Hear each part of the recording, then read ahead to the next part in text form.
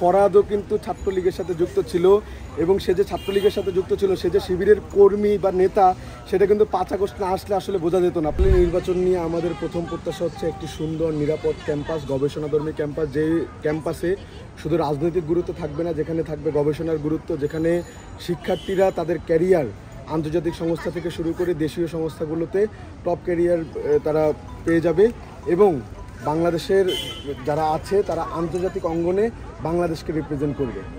এটাই হচ্ছে আমাদের প্রত্যাশা।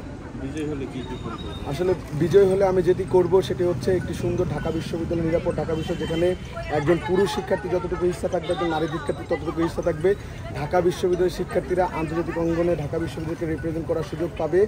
ঢাকা বিশ্ববিদ্যালয়ে যে প্রত্যেকটি হলে হলে যে আবাসন সংকট রয়েছে সেটি নিরসন করা হবে এবং ঢাকা বিশ্ববিদ্যালয়ের যে খাবারের পুষ্টিমান থেকে শুরু করে ঢাকা বিশ্ব শিক্ষার্থীদের যে স্বাস্থ্যসেবা, সেই স্বাস্থ্যসেবা নিশ্চিত করা হবে এবং ঢাকা বিশ্ববিদ্যালয়ের যে রেজিস্ট্রার ভবন থেকে শুরু করে যতগুলো প্রশাসনের জটিলতা রয়েছে সেই জটিলতা নিরসন করা হবে এবং সর্বোপরি এমন একটি ঢাকা বিশ্ববিদ্যালয় হবে যে ঢাকা বিশ্ববিদ্যালয়ে যে কোনো যারা বাংলাদেশের পক্ষে মতাদর্শে রয়েছে তাদের বিভিন্ন মতাদর্শ থাকতে পারে, কিন্তু বাংলাদেশের পক্ষে যারা রয়েছে তারা রাজনীতি করতে পারবে এবং একটি সুন্দর বাংলাদেশ তারা গড়ে তুলতে কাজ করবে। যে দিয়েছে আলী হোসেন নামে, তাকে আমি একজন শিবিরের কর্মী হিসেবে চিহ্নিত করতে চাই।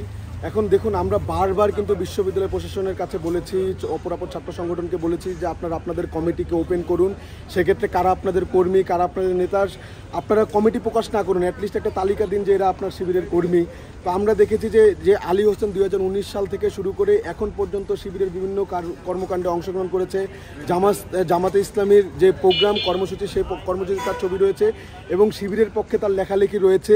সর্বশেষ যে ঘটনাটি ঘটলো যে ফাহমিদার সাথে, সে রিট করেছে, আমরা তাকে হয়তো আইনিভাবে ঢাকা বিশ্ববিদ্যালয়ে তাকে মোকাবেলা করতো বা রাজনৈতিকভাবে মোকাবেলা করতো, কিন্তু গণধর্ষণের যে হুমকি, এটা আসলে ঢাকা বিশ্ববিদ্যালয়ে কোনো শিক্ষার্থী করতে পারে বলে মনে করি না। এটি একটি বিকৃত মানসিকতার লক্ষণ এবং অবশ্যই একটি ছাত্র সংগঠন যারা গুপ্তর ছাত্র সংগঠন হিসেবে ঢাকা বিশ্ববিদ্যালয়ে পরিচিত, তাদেরকে অবশ্যই জিজ্ঞাসাবাদের আওতায় আনা উচিত এটার কারণে।